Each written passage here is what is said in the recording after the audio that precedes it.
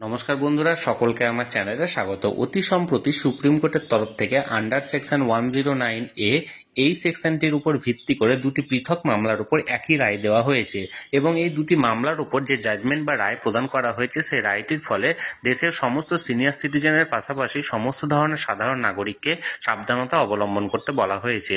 এই রায়টি কি সংক্রান্ত বা আন্ডার সেকশন 109A কি বলা হয়েছে বা দেশের সমস্ত সিনিয়র সিটিজেনদের পাশাপাশি সাধারণ নাগরিককে কেন সতর্কতা অবলম্বন করতে বলা হয়েছে, সকল কিছু আজকের ভিডিওতে বিস্তারিতভাবে আলোচনা করব। ভিডিওটি অত্যন্ত গুরুত্বপূর্ণ, তাই প্রথম থেকে শেষ পর্যন্ত অবশ্যই ধৈর্য সহকারে দেখবেন এবং ভালো লেগে থাকলে অবশ্যই একটি লাইক করবেন এবং সকলের সঙ্গে শেয়ার করবেন। আর সেই সাথে এই চ্যানেলে যদি প্রথমবার হয়ে থাকেন এই রকমের ইনফরমেটিভ ভিডিও আরও দেখার জন্য যারা এখনো পর্যন্ত এই চ্যানেলটিকে সাবস্ক্রাইব করেননি তারা অবশ্যই চ্যানেলটিকে সাবস্ক্রাইব করে নিতে ভুলবেন না। তাহলে চলুন সুপ্রিম কোর্টের তরফ থেকে আন্ডার সেকশন 109A উপর ভিত্তি করে যে রায় দুটি প্রদান করা হয়েছে সেই ব্যাপারে আমরা বিস্তারিত জেনে নিই। প্রথমত আমরা সুপ্রিম কোর্টের কেস দুটির ব্যাপারে জানবো এবং এই কেসে কি রায় প্রদান করা হয়েছিল সুপ্রিম কোর্টের তরফ থেকে সেই ব্যাপারে জানবো এবং এরপরে আমরা সুপ্রিম কোর্টের রায় অনুযায়ী সিনিয়র সিটিজেনদের পাশাপাশি সাধারণ মানুষেরা কোন কোন সাবধানতা বা সতর্কতা অবলম্বন করবেন সেই ব্যাপারে আমরা বিস্তারিত জেনে নেব। তো সুপ্রিম কোর্টের দুটো জাজমেন্ট আছে, সেই দুটো জাজমেন্ট এক এক করে আমি আপনাদের কাছে এখানে শোনাচ্ছি।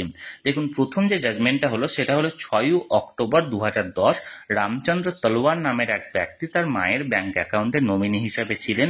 তার মায়ের মৃত্যুর পর তার অ্যাকাউন্টে ব্যাংকের তরফ থেকে সমস্ত টাকা ট্রান্সফার করা হয়। এক্ষেত্রে তিনি দাবি করেন যে তিনি সমস্ত টাকার মালিক, যেহেতু তাকে নমিনি হিসাবে করে রেখেছেন তার মা। কিন্তু এক্ষেত্রে সেই রামচন্দ্র তলোয়ারের একজন দাদা ছিলেন, তিনি কেস ফাইল করেন এবং সুপ্রিম কোর্টের জাজমেন্ট যেটা আসে সেই জাজমেন্টে বলা হয় যে নমিনি হিসাবে তাকে রাখা হয়েছে মানে এটা নয় যে রামচন্দ্র তলোয়ার 100% টাকার মালিক। যেহেতু তার মায়ের দুজন ওয়ারিস ছিল বা দুজন লিগ্যাল হায়ার ছিল, তাহলে সেহেতু রামচন্দ্র তলোয়ার নমিনি হিসাবে থাকলেও রামচন্দ্র তলোয়ার তার মায়ের 50% টাকার মালিক এবং বাকি 50% তার দাদাকে এখানে প্রদান করতে হবে সাকসেশন অ্যাক্ট অনুযায়ী, অর্থাৎ সাকসেশন বা উত্তরাধিকারীর আইন অনুযায়ী যে সমস্ত লিগ্যাল হায়ার আছে তাদের মধ্যে টাকাটা কিন্তু সমভাগে ভাগ হবে। এবার যে দ্বিতীয় জাজমেন্টটা এসেছিল সেই দ্বিতীয় জাজমেন্টটা ছিল সর্বতী দেবী ভার্সেস উষা দেবী কেসে। এখানে জগমোহন বলে একজন ব্যক্তি দুটো ইন্স্যুরেন্স পলিসি কিনে রেখেছিলেন এবং দুটো ইন্স্যুরেন্স পলিসিতে তার ওয়াইফকে নমিনি করেছিলেন। এবার জগমোহন ওই ব্যক্তিটি মারা যাওয়ার পর তার ওয়াইফ সমস্ত টাকা পায়, কিন্তু পরে দেখা যায় সেই জগমোহনের একজন মাইনর সন্তানও আছে এবং তার সাথে সাথে তার পিতা এবং মাতা অর্থাৎ উভয় প্যারেন্টসই কিন্তু এখানে জীবিত আছে। এক্ষেত্রে তার প্যারেন্টসরা দাবি করে যেহেতু ওনার ওয়াইফকে এখানে নমিনি হিসেবে রাখা হয়েছে, কিন্তু তার মানে এই নয় যে তার মা বা তার মাইনর সন্তান কোনো ভাগ পাবে না। এক্ষেত্রে হাইকোর্টে কেস হয়।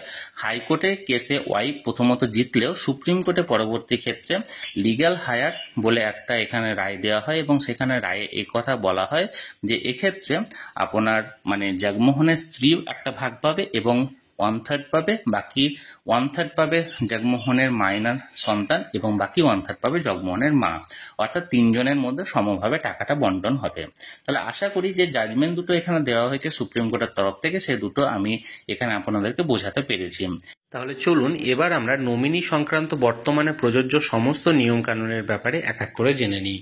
প্রথমে আমরা জানবো সুপ্রিম কোর্টের অর্ডারে নমিনি বলতে কি বলা হয়েছে। নমিনি হচ্ছে এখানে স্পষ্ট উল্লেখ করা আছে, দেখুন, nominee is someone who has been designated in the bank application as the person who would receive the proceed of the account in the case of unexpected death. অর্থাৎ অ্যাকাউন্টধারীর অপ্রত্যাশিত মৃত্যুর পর নমিনির অ্যাকাউন্টের ব্যাংকের তরফ থেকে সমস্ত টাকা ট্রান্সফার করা হবে যাতে করে ব্যাংকে আর কোনো রকম ঝামেলা পোহাতে না হয়। অর্থাৎ এক কথায় বোঝা গেল যে কোনো এক ব্যক্তি নমিনি হিসাবে যাকে রাখবেন সেই ব্যক্তির অ্যাকাউন্টে সেই ব্যক্তির সমস্ত টাকা এখানে ট্রান্সফার করে দেওয়া হবে ব্যাংকের তরফ থেকে। এবার আমরা জানবো নমিনি কে কে হতে পারে। নমিনি যে কেউ হতে পারে, এক্ষেত্রে আপনার রক্তের সম্পর্কধারীকেই যে নমিনি করতে হবে এমন কোনো বাধ্যবাধকতা নেই। আপনি আপনার স্ত্রী, পুত্র, কন্যা, আপনার বাবা মা বা কোনো বন্ধু বা অফিস কলিগ বা যে কোনো ব্যক্তিকে আপনি করতে পারেন, এক্ষেত্রে কোনো রকম বাধ্যবাধকতা নেই।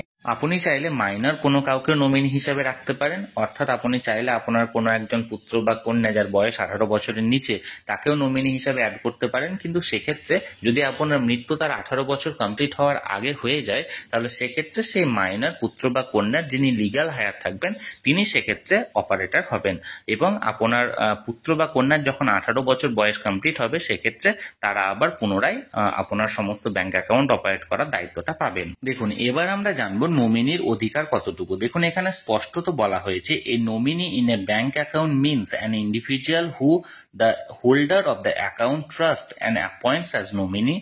Number 2, if the nominee is not the legal heir, he or she will not be entitled to receive fund. The nominee's duty become to act as the trustee and transfer fund to the legal heir.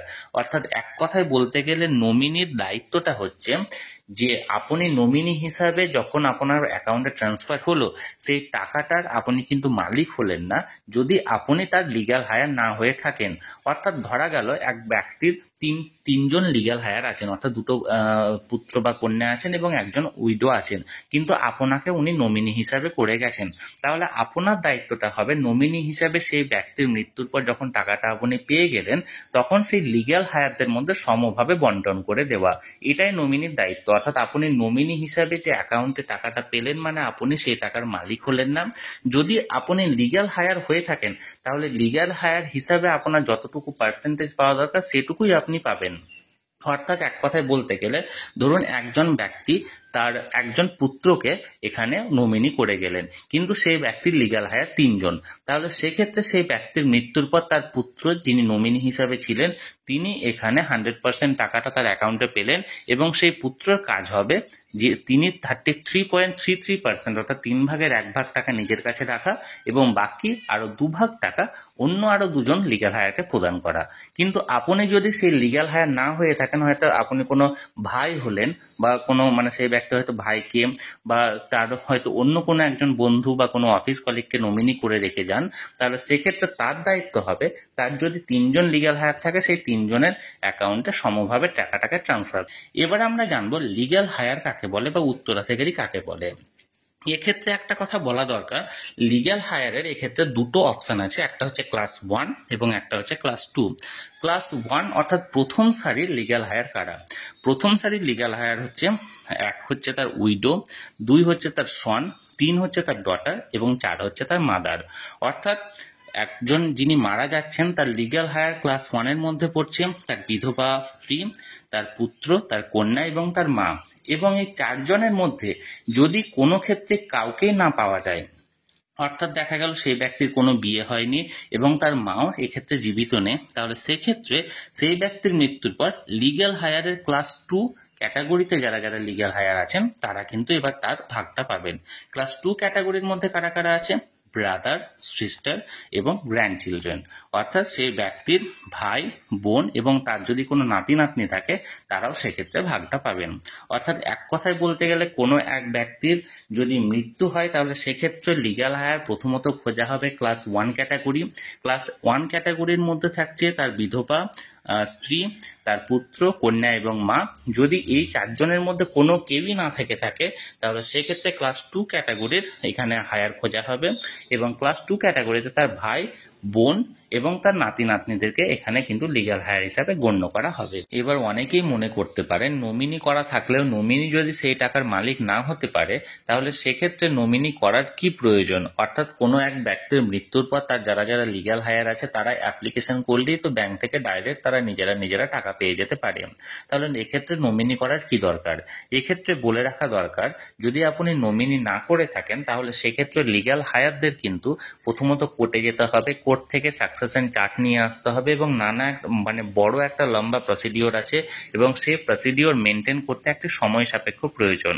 অর্থাৎ bank থেকে টাকা পেতে সেক্ষেত্রে দীর্ঘ সময় লেগে যাবে এবং এক্ষেত্রে ব্যাংকেও নানা রকমের ঝামেলা পোহাতে হয়। এক্ষেত্রে নমিনি যদি করে রাখা যায় তাহলে সেক্ষেত্রে ব্যাংকের তরফ থেকে কোনো রকম কোনো ঝামেলা পাওয়া যায় না এবং ব্যাংক সেই নমিনির অ্যাকাউন্টে সরাসরি টাকাটা ক্রেডিট করে দেয়। এরপর নমিনি লিগ্যাল হায়ার অনুযায়ী সেই সমস্ত লিগ্যাল হায়ারদের অ্যাকাউন্টে টাকাটাকে ট্রান্সফার করে। অনেকে হয়তো এবার বলতে পারেন, আমরা যদি কোনো এক ব্যক্তিকে বা কোনো একজনকে আমার সমস্ত টাকা দিয়ে যেতে চাই তাহলে সেক্ষেত্রে তার প্রসিডিওরটা কি? এক্ষেত্রে সব থেকে ভালো প্রসিডিওর হলো আপনি যে ব্যক্তিকে দিতে চান সে ব্যক্তির নামে উইল করে রাখুন, আপনার মৃত্যুর পর সেই ব্যক্তি ক্লেম করলে সমস্ত টাকা এক্ষেত্রে পেয়ে যাবে। আর দ্বিতীয় যদি আপনি আর একটাও ক্ষেত্রে করতে পারেন, এক্ষেত্রে একটু সমস্যা হবে। এক্ষেত্রে আপনি যখন নমিনি করবেন সেই নমিনিতে একাধিক ব্যক্তিকে অ্যাড করে রাখুন এবং যে ব্যক্তিকে বেশি দিতে চাইবেন তাকে পার্সেন্টেজ পার্সেন্টেজটা উল্লেখ করুন যে এই ব্যক্তিকে আমি 70% দিতে চাই বা 80% দিতে চাই, বা কোনো এক ব্যক্তিকেই আপনি নমিনি হিসাবে রাখুন, কিন্তু সেখানে উল্লেখ করে দিন এই নমিনি আমার 100% টাকার উত্তরাধিকারী বা 100% টাকার মালিক। এক্ষেত্রেও আপনার সেক্ষেত্রে পেতে পারে, কিন্তু এক্ষেত্রে যদি অন্য কোনো লিগ্যাল হায়ার আবার কেস করে তাহলে এক্ষেত্রে আবার সমস্যা দেখা দিতে পারে। সব থেকে ভালো প্রসিডিওর হচ্ছে আপনি এক্ষেত্রে উইল করে রাখার।